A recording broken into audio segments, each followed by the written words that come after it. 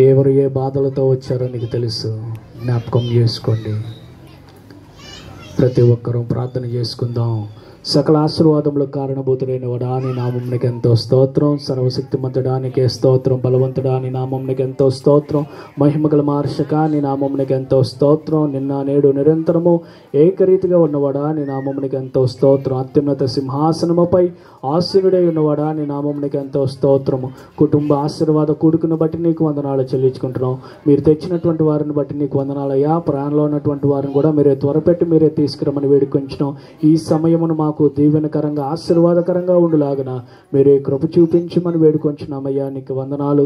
ఈ యొక్క దేశానికి మీరు అనుగ్రహించినటువంటి ఈ యొక్క స్వాతంత్రమును బట్టి కూడా నీకు వందనాలు చెల్లించుకుంటున్నాం ప్రభా. ఇంకా ఎంతమంది అయితే బంధకాల్లో బంధింపబడి ఉన్నారో, చెడు వ్యసనాలకు బానిసైపోతున్నటువంటి వాళ్ళు ఉన్నారో ఆ కుటుంబ సభ్యులు మీరే జ్ఞాపకం చేసుకోండి.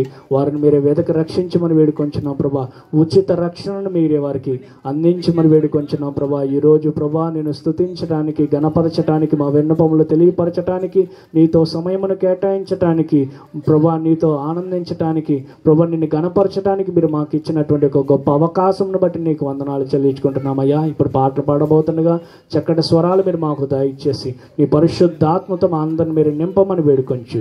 నజరేయుడైన యేసు నామమున నడుచున్న మా పరమ తండ్రి, ఆమేన్. హల్లెలూయా. పాటలు పాడుకుందాం. జేపీసీ యూత్ వచ్చి ఒక 2 పాటలు పాడతారు.